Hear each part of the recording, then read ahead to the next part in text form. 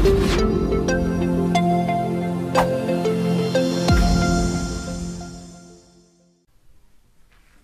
प्यारे विद्यार्थियों, नव चेतना सेकेंडरी स्कूल जिक्सन अताल के यूट्यूब चैनल पर आपका तहे दिल से स्वागत। और पिछले वीडियो में हमने फ्यूचर कंटिन्यूअस टेंस के बारे में जाना और आज फ्यूचर परफेक्ट टेंस के बारे में सीखेंगे। तो मैं आशा करता हूं कि आप निश्चित रूप से नव चेतना स्कूल के द्वारा पेश किए गए वीडियो को देखेंगे और ज़्यादा से ज़्यादा इसमें रुचि लेंगे। अब आज शुरुआत करते हैं फ्यूचर परफेक्ट टेंस से। देखते हैं फ्यूचर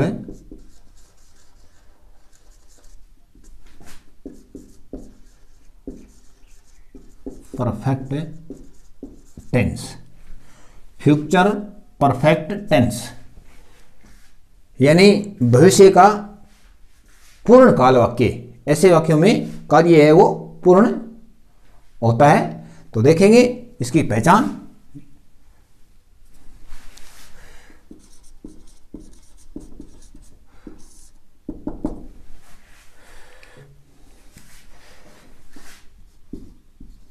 हिंदी वाक्यों के अंत में चुका होगा, चुकी होगी,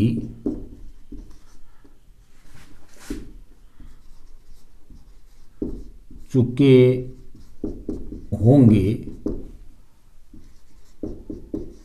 आदि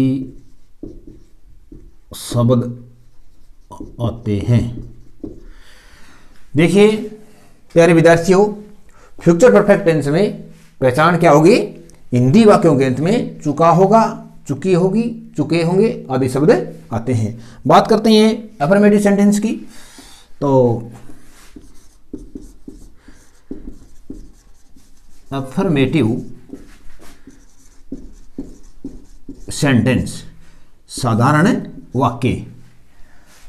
तो साधारण वाक्यों में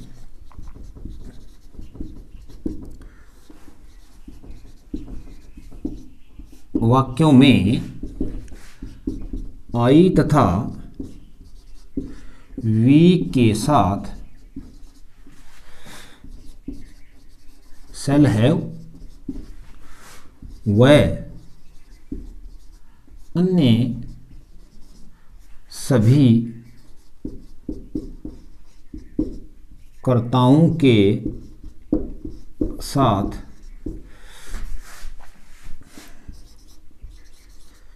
विल हैव एवं क्रिया का थर्ड रूप आएगा। तो अफर्मेटिव की बात होगी। साधारण वाक्य में आई तथा वी के साथ शैल हैव और अन्य सभी कर्ताओं के साथ विल हैव और प्रत्येक क्रिया का तीसरा रूप आएगा। बात करेंगे नेगेटिव सेंटेंस की। नेगेटिव सेंटेंस यानी नकारात्मक वाक्य। नकारात्मक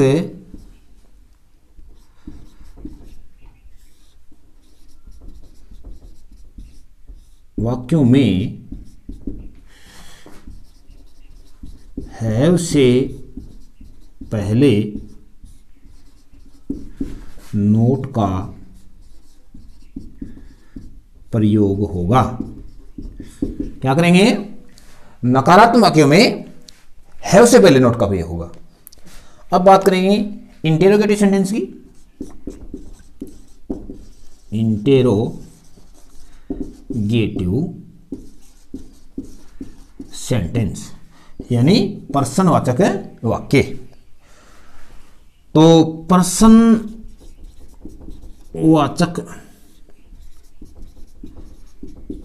वाक्यों में शैल तथा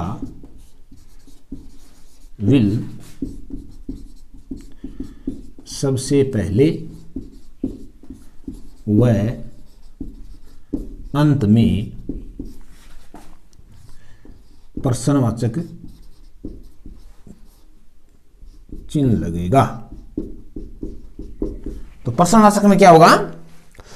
प्रश्नवाचक वाक्य में शैल तथा विल सबसे पहले, यानी सहायक क्रिया सबसे पहले, वह अंत में प्रश्नवाचक चिन्ह होगा।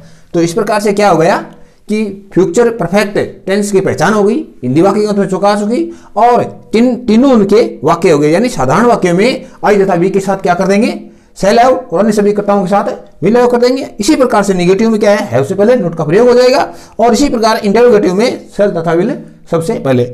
आइए अब इसका स्ट्रक्चर बनाएंगे और उदाहरण देखेंगे।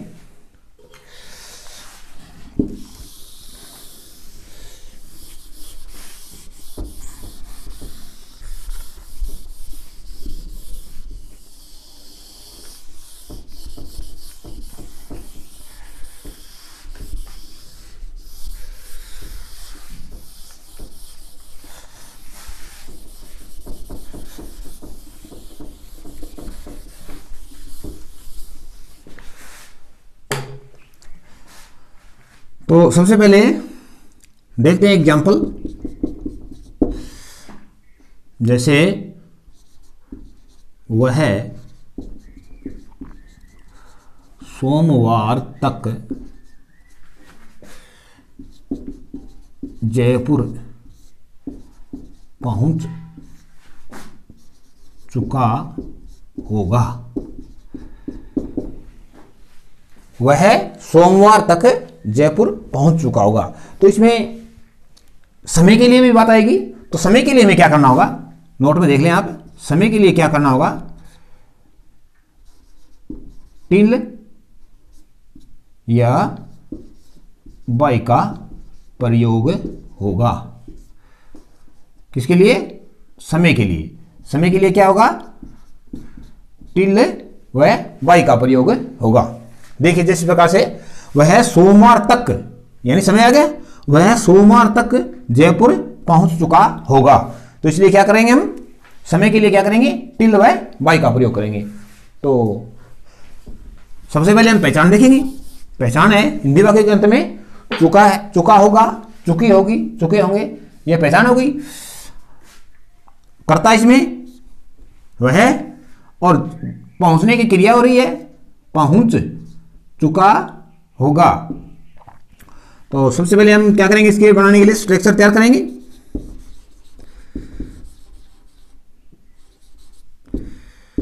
यानी इसका ढांचा बनाएंगे। सबसे पहले लिखेंगे subject, helping verb shall have या फिर विल हैव, आवश्यकता अनुसार आएगी।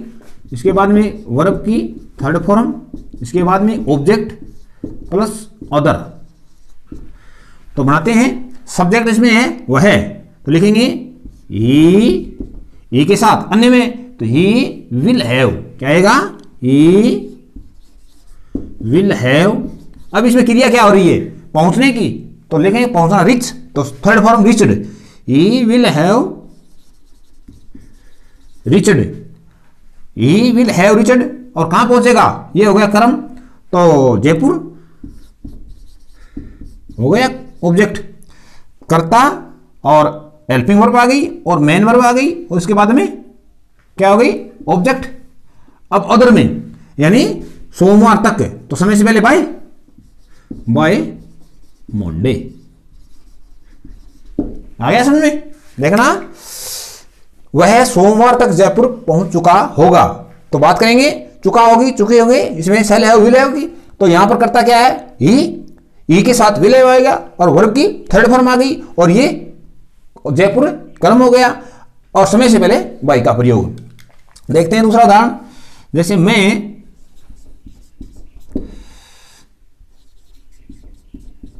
अगले सप्ताह तक आपको पढ़ा चुका हूंगा। मैं अगले सप्ताह तक आपको पढ़ा चुका हूंगा। तो हिंदी वाक्य अंदर क्या है?